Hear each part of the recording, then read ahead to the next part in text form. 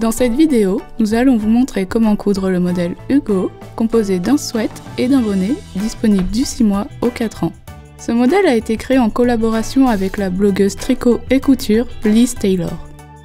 Il est inspiré par des basiques du tricot, le pull à ouverture devant et le bonnet Esprit Chapka pour tenir chaud aux oreilles. Ils ont été repensés et modernisés pour vous proposer des patrons de couture. Le sweat s'ouvre devant grâce à un panneau central avec des boutons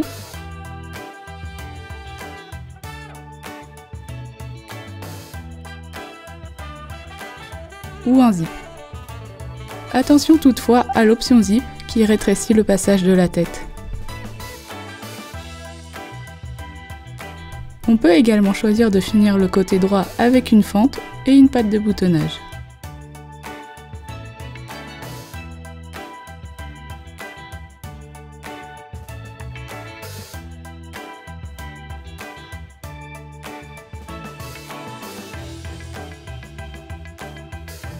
Le sweat possède une poche ronde surpiquée sur le côté gauche. Pour un effet encore plus mignon, on peut ajouter une queue de renard qui sort de la poche sur l'arrière. Le bonnet a lui aussi une option renard avec une découpe à l'avant, des oreilles prises dans les pinces, des yeux et un museau.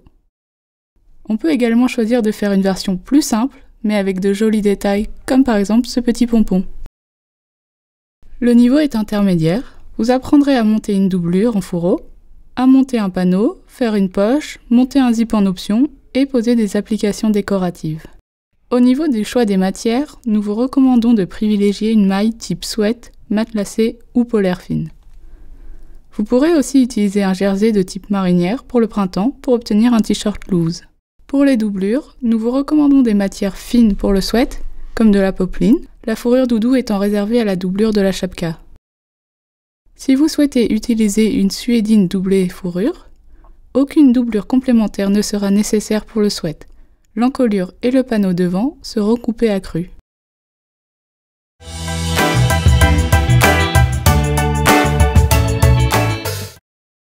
On a découpé toutes nos pièces dans le tissu principal et la doublure. On a également découpé la queue de renard dans la feutrine. Pensez à bien reporter tous les repères qui nous seront utiles pour la suite. On va commencer par l'entoilage. On entoile l'envers des pattes de boutonnage des découpes devant, l'entrée de poche sur 1 cm, l'envers de la doublure du panneau central, ainsi que la patte de boutonnage optionnelle. Il faut penser à ne pas entoiler les marges de couture pour éviter des surépaisseurs inutiles. Ici, on a entoilé la doublure des découpes devant, mais préférez plutôt entoiler les découpes devant en tissu principal.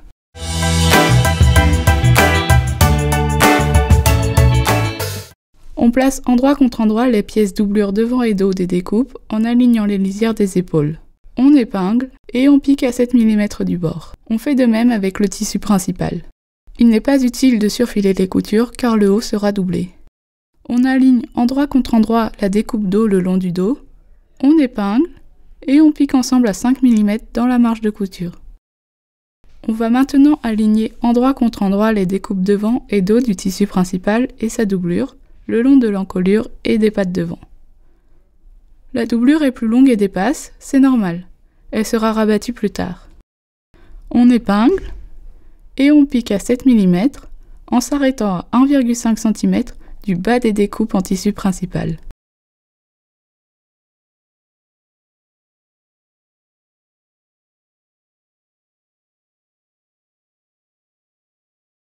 On crante les angles rentrant à l'encolure.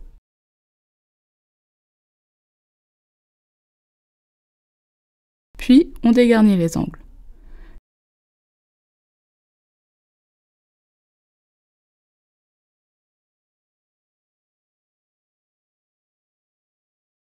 Et enfin, on crante tout le long de l'encolure.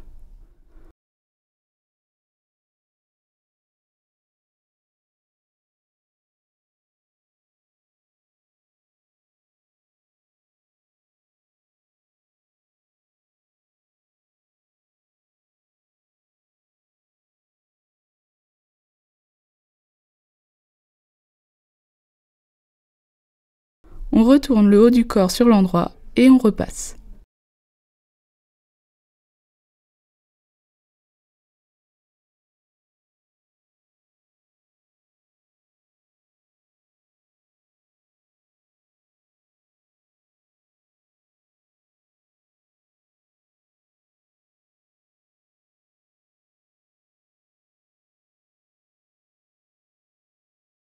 On va maintenant sous-piquer la doublure. On repasse d'abord les marges de couture des panneaux devant et encolure vers la doublure et on pique ensemble les marges avec la doublure à 2 mm du bord. Vous allez vous en rendre compte, les angles finissent par bloquer la piqûre. Ce n'est pas grave, on essaye simplement d'aller le plus loin possible. On commence et on termine la piqûre en bas des pattes devant à 3 cm de la doublure. La sous-piqûre permet à la doublure de rester à l'intérieur du vêtement et de ne pas être visible de l'extérieur. On va maintenant s'attaquer au montage de la doublure en fourreau. Vous connaissez peut-être également ce montage sous le nom de burrito. De premier abord, ça peut faire un peu peur, mais finalement, il n'y a rien de bien compliqué. On roulotte le bas du sweat endroit contre endroit, jusqu'à ce que le rouloté soit placé en bas de la pièce extérieure découpe dos. On attrape le bas de la découpe doublure dos et on la fait passer au-dessus du reste pour venir la positionner. Endroit de la découpe doublure contre endroit de la découpe dos, en prenant ainsi en sandwich le rouloté. On vous remontre l'action.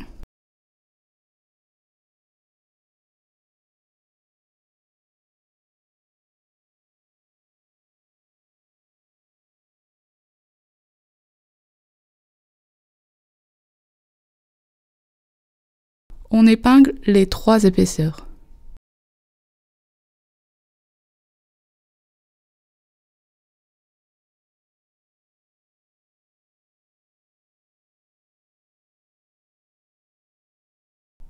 On pique à 7 mm à travers les 3 épaisseurs. On retourne sur l'endroit en tirant sur le travail comme ceci.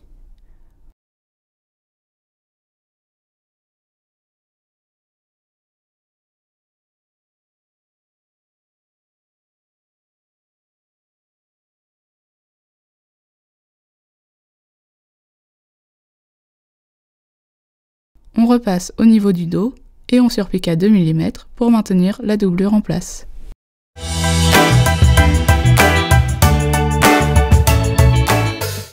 On passe au montage du panneau devant. On commence par l'option bouton ou patte boutonnée. On place endroit contre endroit le panneau central et sa doublure.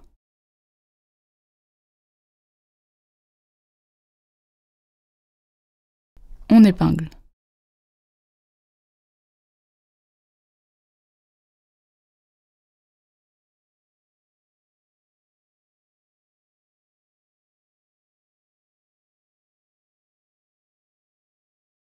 On pique à 7 mm sur les 2 côtés du rectangle et sa longueur haute, c'est-à-dire celle qui n'a pas de repère. On crante les angles.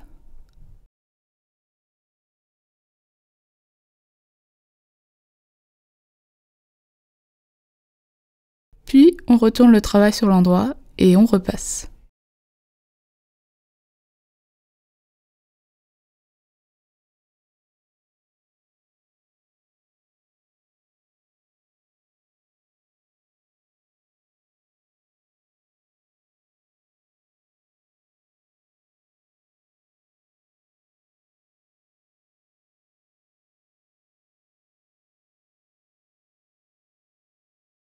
Si on a choisi l'option bouton, on brode les boutonnières aux emplacements indiqués sur le patron pour 4 ou 2 boutons, selon ce que vous avez choisi. Si vous optez pour les pressions, elles seront posées en fin d'ouvrage. Si on a choisi l'option patte boutonnée, on va placer endroit contre endroit la pièce patte boutonnée et sa doublure. On pique à 7 mm sur les 3 côtés du rectangle et en faisant des petits retours sur le 4e côté, comme on peut le voir ici. On dégarnit les angles.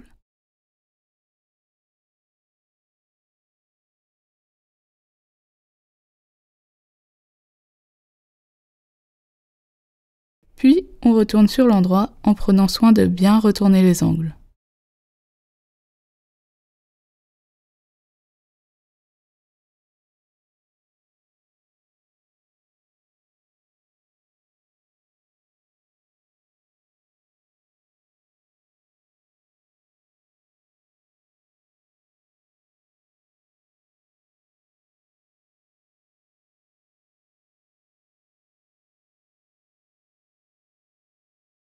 On préforme les rentrées sur le 4e côté et on repasse.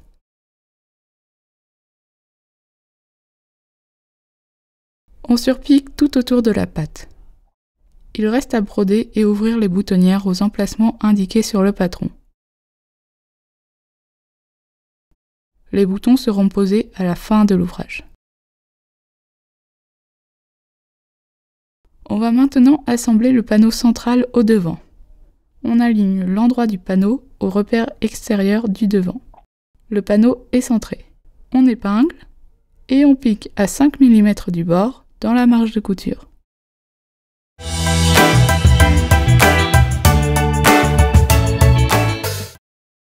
On passe à l'option zip. Le principe est de poser un zip sur un côté du panneau central, tandis que l'autre côté sera fermé. On peut poser les zips de deux façons différentes en fonction du zip choisi. Si le zip est plutôt épais et rigide, comme le nôtre, on vous recommande de le poser à plat.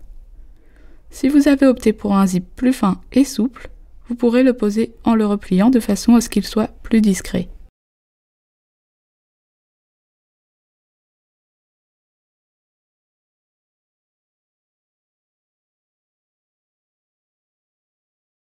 Il faut que la longueur de la partie mécanique, c'est-à-dire les dents du zip et la tirette, soit inférieure de 1 cm à la hauteur du panneau central.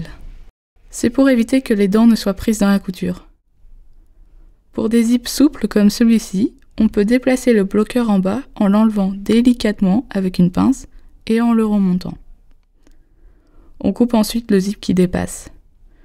Ce n'est pas forcément très simple à faire, alors essayez de privilégier autant que possible des zips ayant déjà la bonne taille.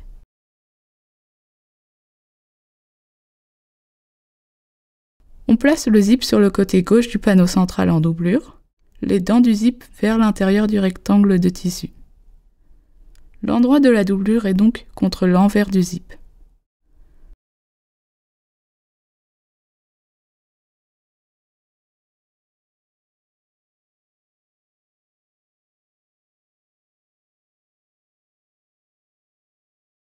Au besoin, coupez le surplus du zip en haut. Pour piquer le zip le long de la tresse, on va utiliser un pied presseur spécial zip. On vous le montre en action sur la machine à coudre.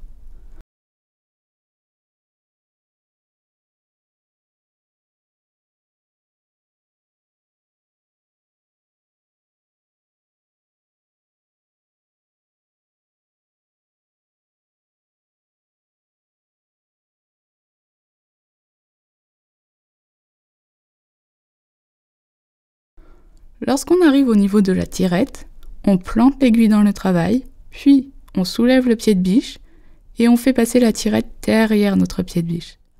On peut abaisser de nouveau le pied de biche et on finit notre couture. Cette technique permet d'avoir une piqûre bien droite.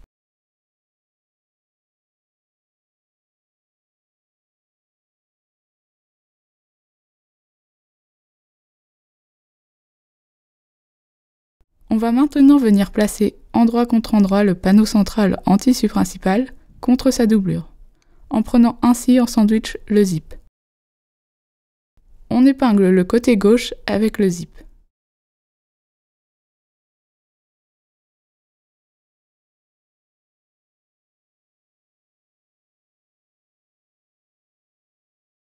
Puis, on pique à 7 mm, toujours avec le pied presseur spécial zip, en utilisant la même technique au niveau de la tirette.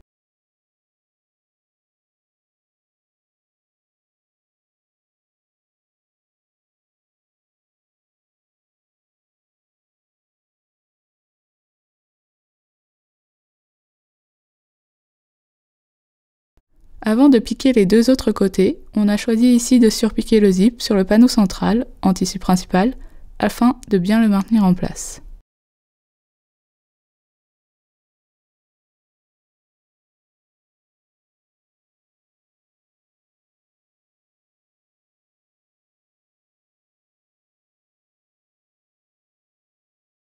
On va maintenant assembler l'autre côté du rectangle et sa longueur haute, c'est-à-dire celle sans repère. On écarte l'autre partie libre du zip en haut pour ne pas la prendre dans la couture. On épingle.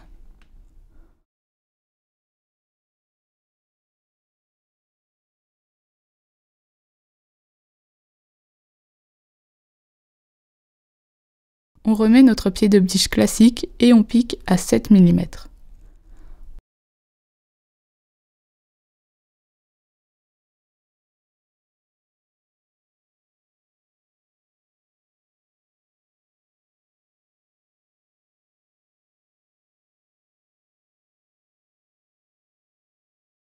On dégarnit les angles.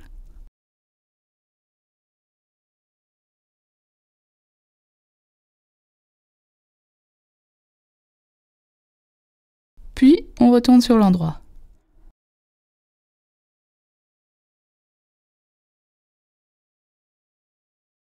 Le zip est à moitié pris dans le panneau central entre les deux épaisseurs. On va maintenant assembler l'autre partie du zip aux découpes devant. Il y a deux méthodes possibles. On vous montre ici la première qui est recommandée pour les zips plutôt souples. Ici, on vous le montre avec le nôtre qui est plutôt rigide, mais pour ce genre de zip, on vous conseille la seconde méthode à venir.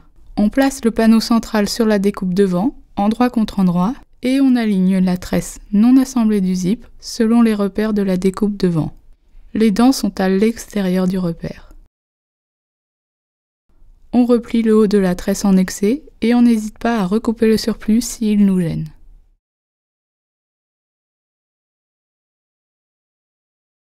On épingle et on pique le long des dents.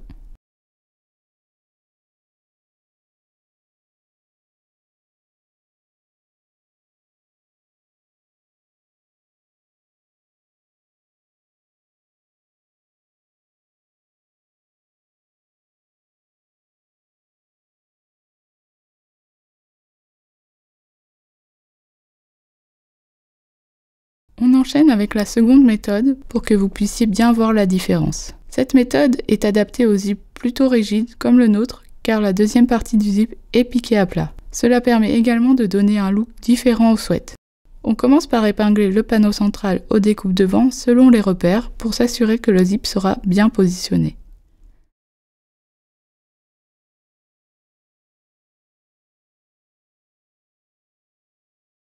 Les dents du zip sont alors alignées après le repère.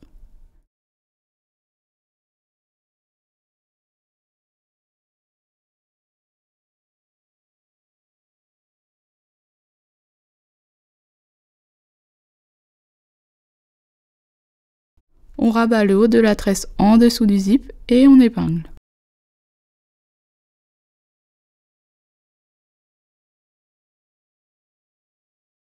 On vous conseille de bâtir, cela facilite la piqûre ensuite et assure un bon placement du zip.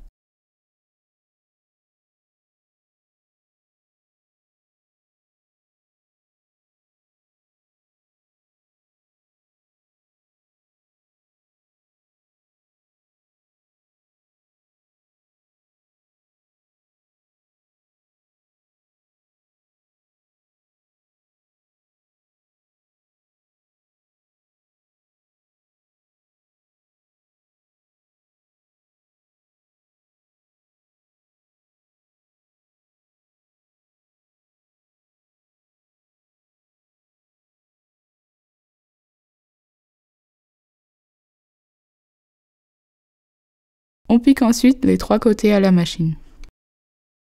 On va maintenant coudre l'autre partie du panneau central pour le maintenir en place. L'étape est identique quel que soit le zip et la technique que l'on a choisie juste avant. On ferme le zip, on place le panneau central sur les découpes devant en alignant les repères et on pique en s'arrêtant à 2 cm du bas.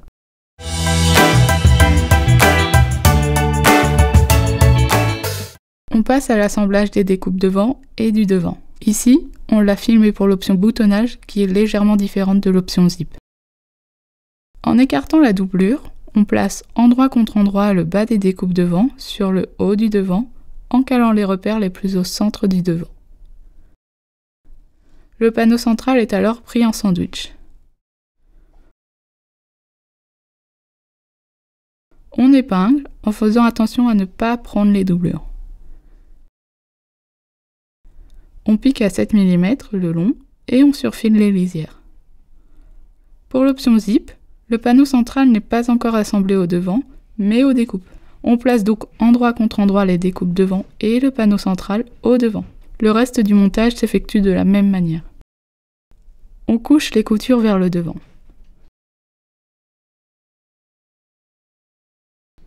Avec la doublure, on fait un rentré à cheval sur les marges de couture. On recouvre donc les marges avec la doublure.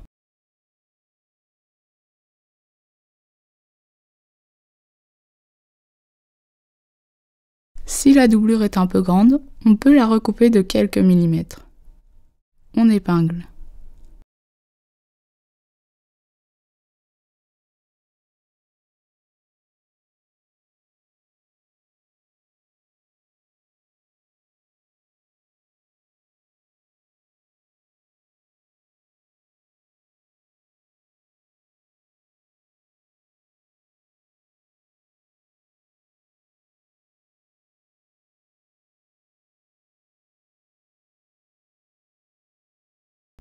On pique par des points glissés à la main, c'est-à-dire que l'on pique dans l'épaisseur de la matière sans la traverser, ce qui donne un rendu invisible sur l'endroit.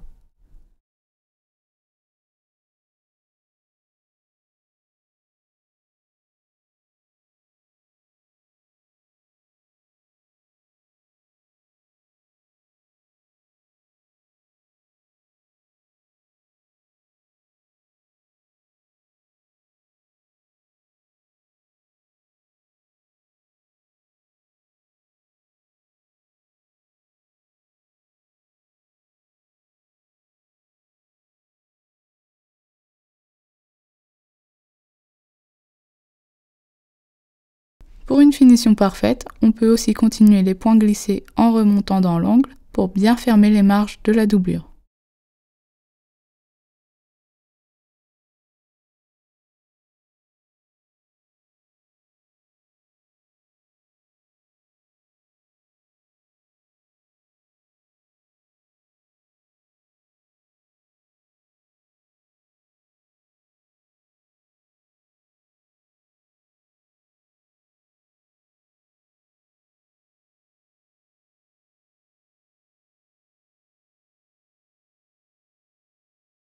Si vous souhaitez, vous pouvez aussi surpiquer à la machine en vous plaçant sur l'endroit du sweat pour avoir un beau rendu.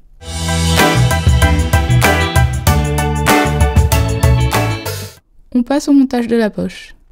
On a surfilé le tour des poches et les côtés devant et dos. On place endroit contre endroit le sac de poche sur le devant en alignant les repères d'ouverture de poche.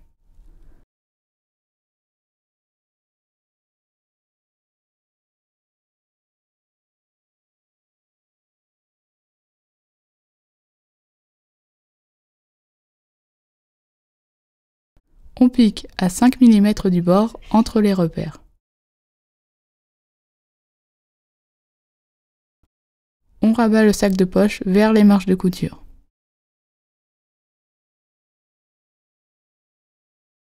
On place endroit contre endroit le fond de poche sur le dos en calant les repères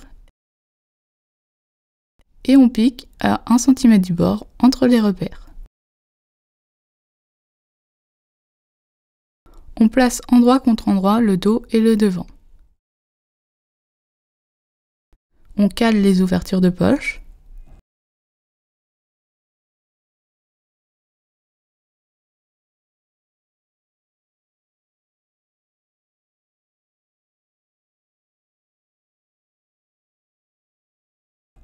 On épingle en écartant les marges en haut et en bas des poches. On pique à 1 cm sur les coutures côté, en haut et en bas des repères, en ne piquant pas l'entrée de poche.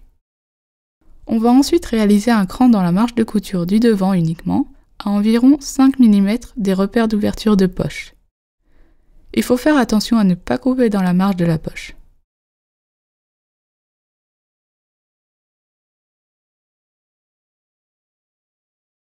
On repasse le sac de poche sur l'envers et on surpique à 5 mm.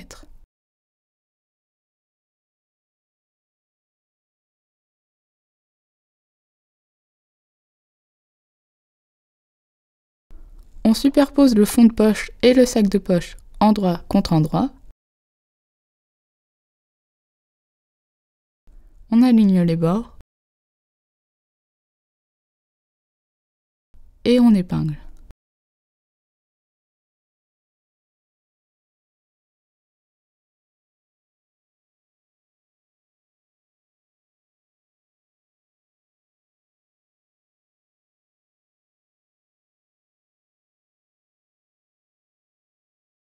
On pique à 7 mm le contour des poches pour les tenir ensemble. On finit les poches en ajoutant un point de renfort aux entrées de poche.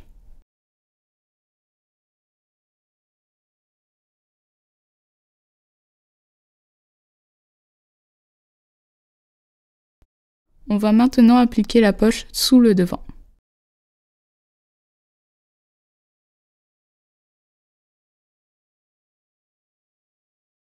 On l'épingle sur l'envers du devant.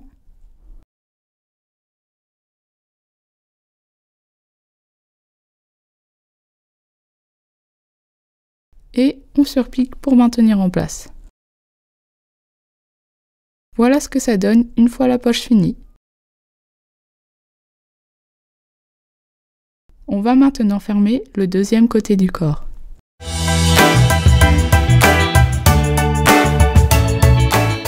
Si vous avez choisi de ne pas faire de pattes de boutonnage et de fente, il vous faut surfiler les lisières du côté droit du devant et du dos. On place ensuite endroit contre endroit les lisières côté du devant et du dos.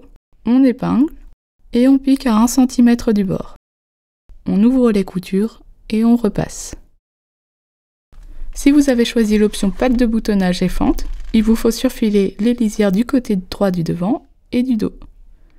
On place endroit contre endroit les lisières côté du devant et du dos et on pique à 1 cm du bord jusqu'au repère, ce qui forme une fente sur le côté.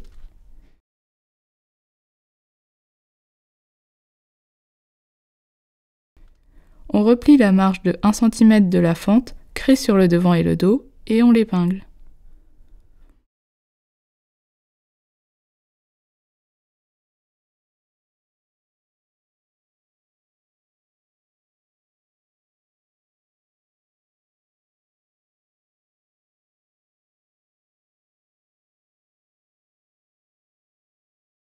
On va ensuite la piquer comme ceci. Vous pouvez ensuite réaliser la patte de boutonnage comme précédemment montré dans la vidéo.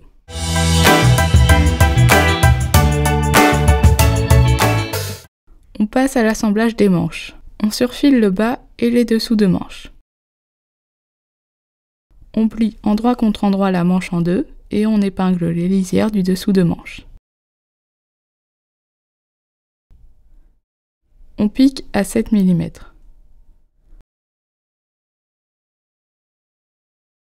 On ouvre les coutures et on les repasse.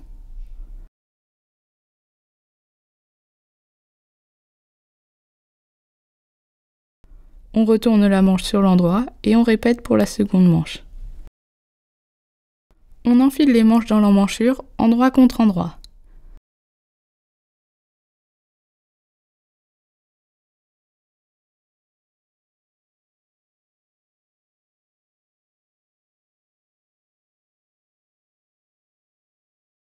On aligne d'abord le milieu de la tête de manche avec la couture épaule.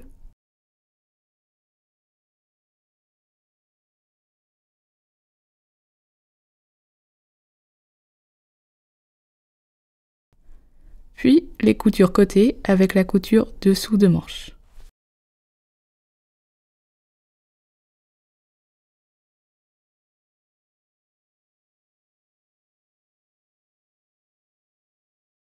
On épingle tout le long de l'emmanchure.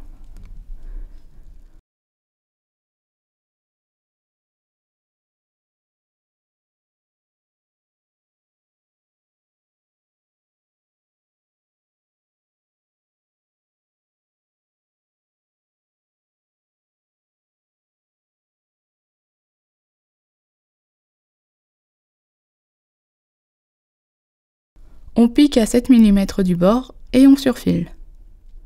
Voilà ce que ça donne sur l'autre manche déjà montée.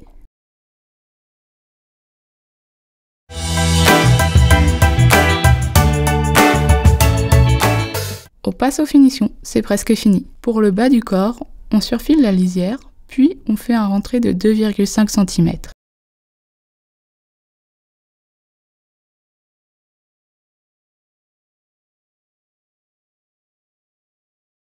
On épingle.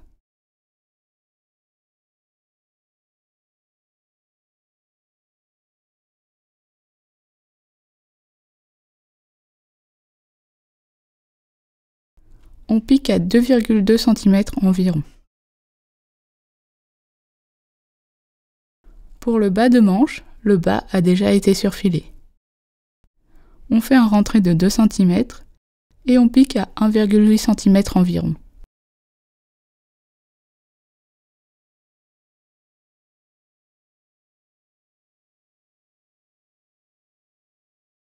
Dans le cas d'une patte boutonnée sur le panneau devant et ou sur la fente côté droit, placez les pattes selon les repères du patron.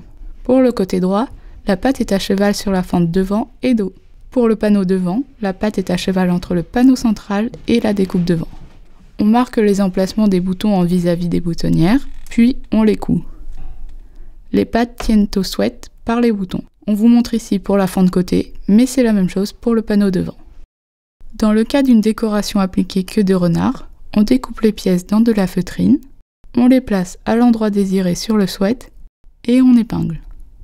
On commence d'abord par la queue, que l'on a choisi de placer au dos, au niveau du bas de l'ouverture de poche. On la coud avec un fil ton sur ton à 2 mm du bord. On vient ensuite placer par-dessus le bout de la queue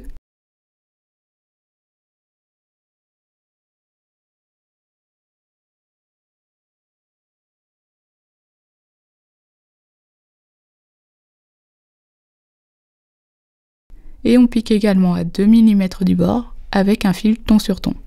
La feutrine peut être piquée à ras sans s'effilocher. Il faut piquer avec beaucoup d'attention cette partie très anguleuse. On vous conseille de prendre votre temps et d'y aller point par point. On vous montre comment faire à la machine. On pique et on laisse l'aiguille plantée dans le tissu à chaque angle pour lever le pied presseur et réorienter le travail avant de rabaisser le pied presseur et de continuer à coudre. Les pièces peuvent également être appliquées avec des points à la main.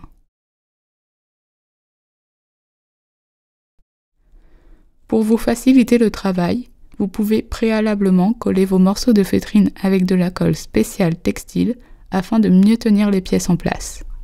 Pensez tout de même à vérifier avant sur un échantillon que la colle ne laisse pas de traces.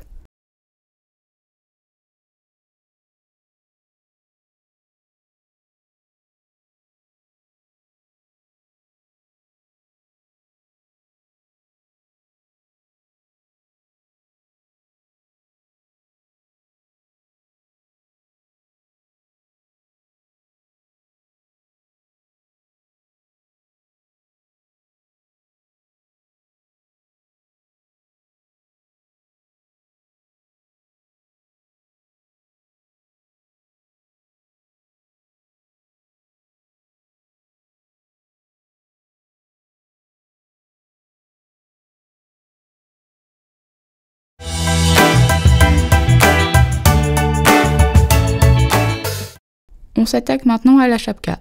On a découpé toutes nos pièces dans le tissu principal et la doublure. On vous présente ici la version renard avec les découpes en feutrine spécifiques à cette option. Pensez à bien reporter tous les repères qui nous seront utiles pour la suite. Si vous avez choisi l'option renard, on va commencer par les appliquer. On va regrouper plusieurs étapes du tuto pour nous permettre d'éviter de changer la couleur des fils de la machine trop souvent. Tous les appliqués sont piqués à 2 mm du bord. On commence par les appliqués blancs. On aligne les lisières du bas des oreilles et on centre ensuite l'intérieur des oreilles. On place les contours des yeux selon les repères du patron. On passe ensuite aux appliqués noirs. On pique le museau centré sur la pièce bas extérieur. Les yeux sont positionnés sur les contours des yeux. N'hésitez pas à tester différentes positions, cela donnera des expressions totalement différentes à votre renard.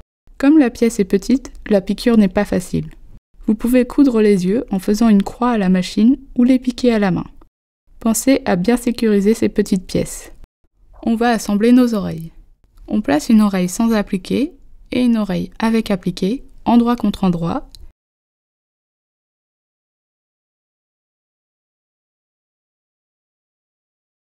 Et on pique à 7 mm tout autour, sauf en bas. On fait la même chose pour l'autre oreille. On dégarnit l'angle et on recoupe les marges de couture à 4 mm.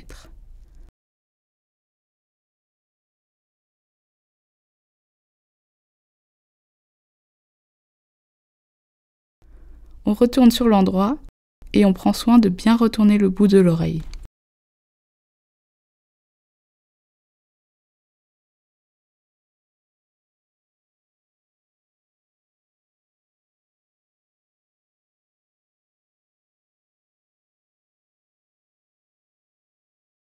On va maintenant assembler la découpe tête du renard. On place endroit contre endroit les pièces bonnet extérieur sur la découpe renard au niveau des arrondis.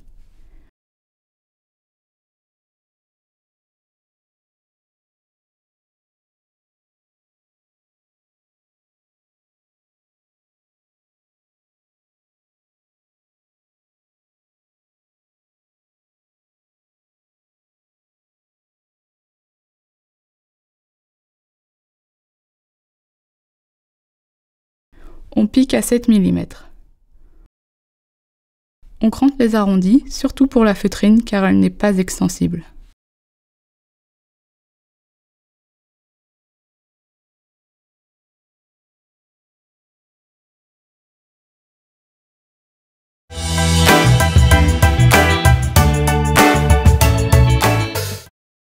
On va ensuite préparer les liens. Si vous ne souhaitez pas les réaliser vous-même, vous pouvez vous en procurer des déjà faits dans le commerce. On plie en deux, envers contre envers, les pièces liens le long de leurs grands côtés. Vous pouvez marquer la ligne centrale comme nous pour vous aider.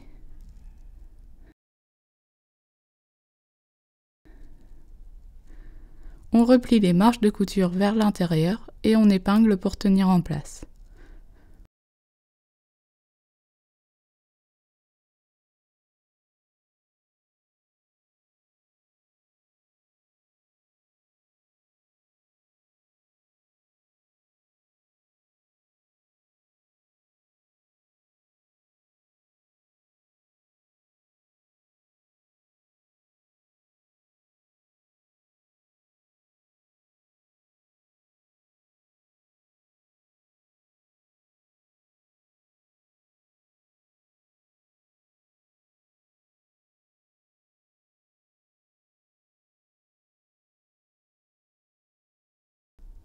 On pique à 2 mm du bord et on finit les extrémités de chaque lien en faisant des allers-retours au point droit à la machine. Si vous le souhaitez, vous pouvez faire un nœud au bout des liens.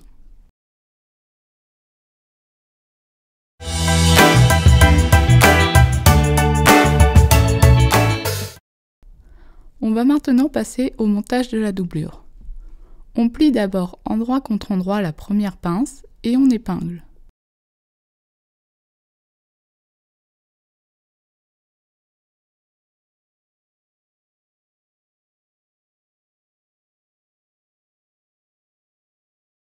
On pique la première pince à 7 mm en s'arrêtant à 7 mm du bout de la pince en haut.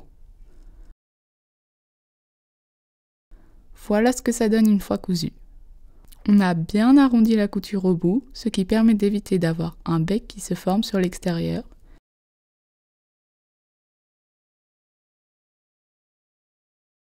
Et on s'est arrêté à 7 mm avant le bout de la pince. Voilà le rendu sur l'endroit. On voit que la pince est bien arrondie.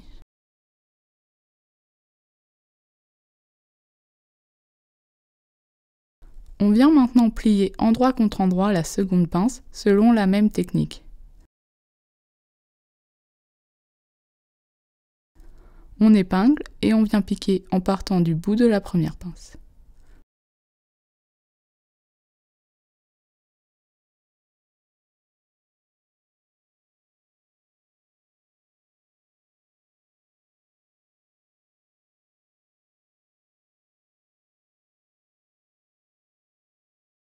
On continue ainsi de suite avec toutes les autres pinces.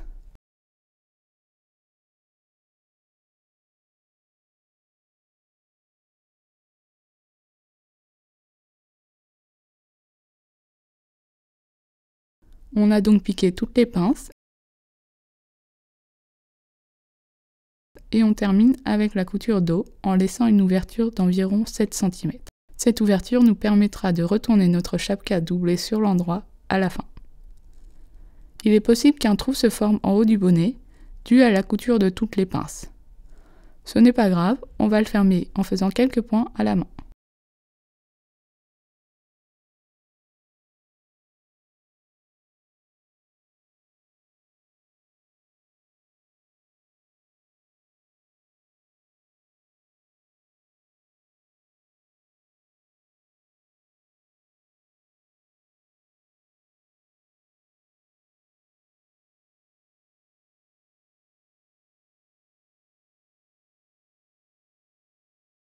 On retourne la doublure sur l'endroit et on va coudre les liens que l'on a déjà préparés.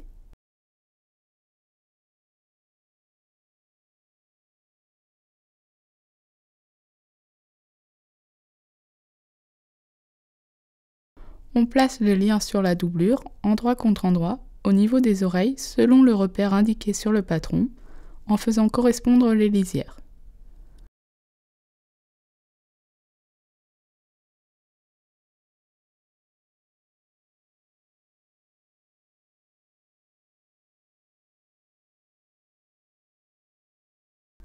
On pique à 5 mm dans la marge de couture pour les maintenir en place.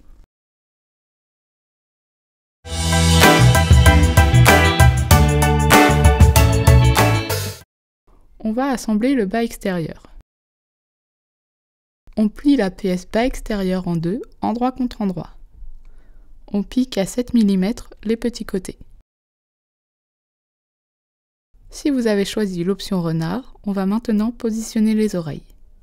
On les place endroit contre endroit sur la découpe devant en les positionnant au début de la pince. On les pique à 5 mm pour les maintenir en place.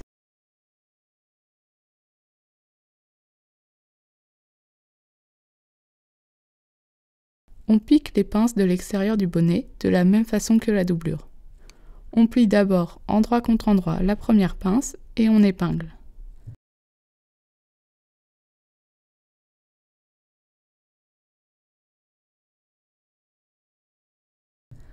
On la pique à 7 mm en s'arrêtant à 7 mm du haut.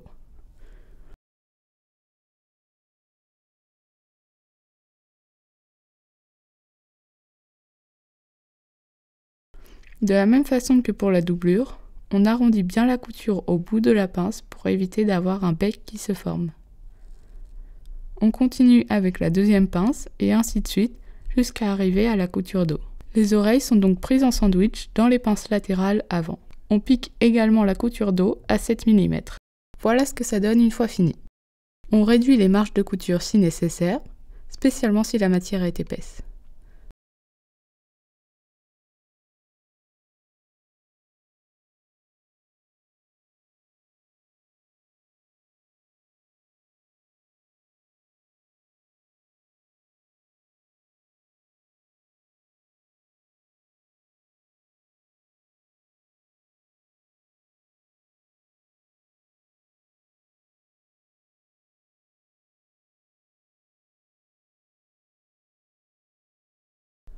On peut même cranter si cela nous semble nécessaire. Cela permettra d'obtenir un plus joli positionnement du bonnet une fois fini.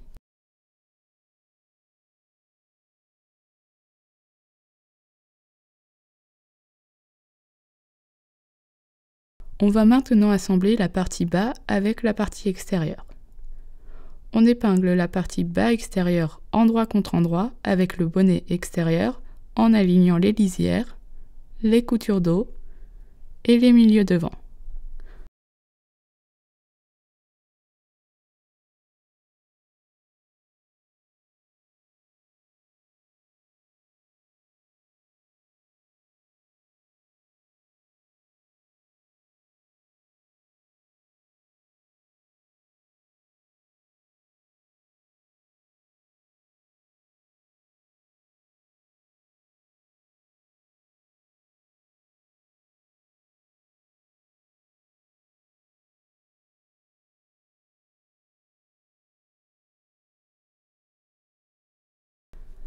On pique à 7 mm.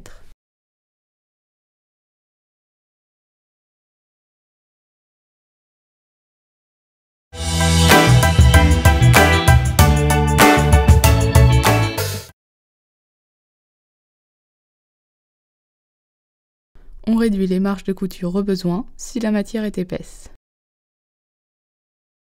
On retourne le bonnet extérieur sur l'envers.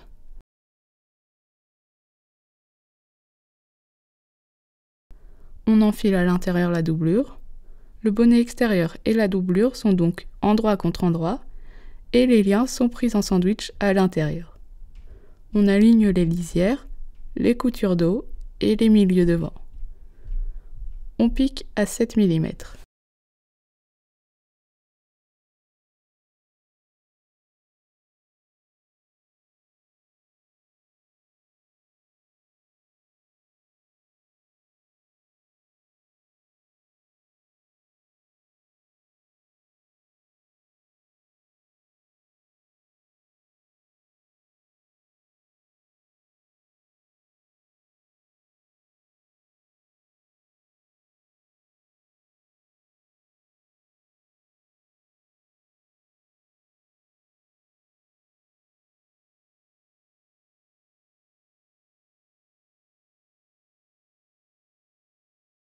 On retourne le bonnet sur l'endroit en le faisant passer par l'ouverture laissée dans le dos de la doublure.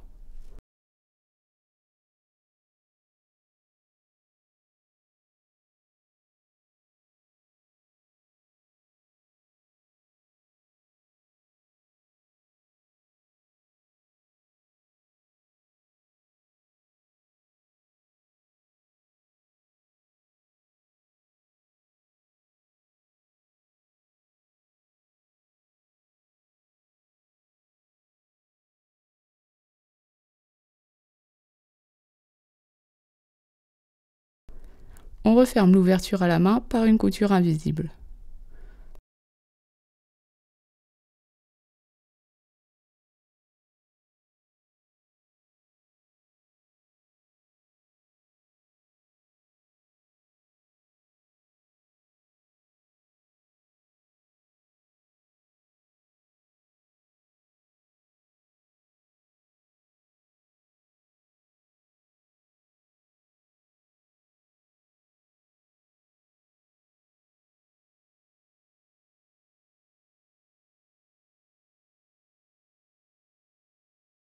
Si vous le souhaitez, vous pouvez ajouter un pompon sur le haut du bonnet ou au bout des liens.